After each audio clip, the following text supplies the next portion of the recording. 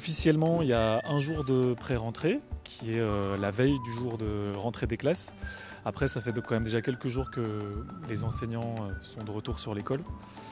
Et voilà, on organise le jour de rentrée demain matin, et puis ensuite les projets de l'année, l'organisation, et cette année plus particulièrement, comment on va mettre en place les différentes mesures en fonction du contexte sanitaire. Ce matin, donc journée de pré-rentrée, on a présenté la nouvelle équipe. Donc il y a une nouvelle AESH qui va accompagner des enfants en difficulté. Avec le directeur, on a donc présenté un peu la rentrée, les horaires, parce que depuis qu'il y a le Covid, on doit faire des récréations échelonnées. On ne sort pas toutes les classes en même temps. On doit aussi faire des accueils et des sorties échelonnées. Oui, alors c'est forcément une rentrée un peu particulière. Nous, ce qu'on regrette un peu, c'est que forcément c'est des moments un peu moins conviviaux. Les parents pourront entrer dans la cour, mais il n'y aura pas forcément de présentation de l'équipe, de moments d'échange comme il y avait les autres années.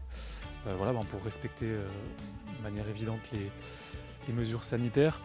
Et ce qui est difficile, c'est qu'il faut préparer le jour de rentrée, mais les informations, on ne les a en général que quelques jours, voire quelques heures avant la rentrée.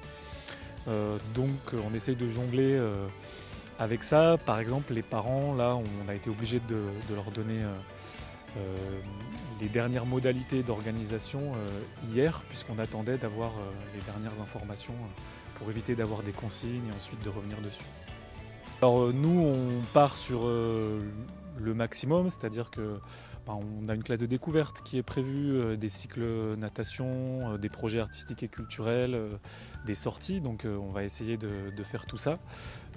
Après, peut-être que comme dans les années précédentes, certaines de ces choses-là seront reportées ou annulées, mais on part en essayant et en espérant faire le maximum.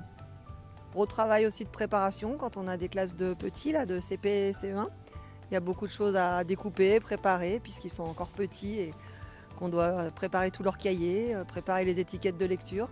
Ça fait plusieurs semaines qu'on est au travail, voire même on utilise notre famille, nos enfants, notre mari pour nous aider à découper, plastifier, etc.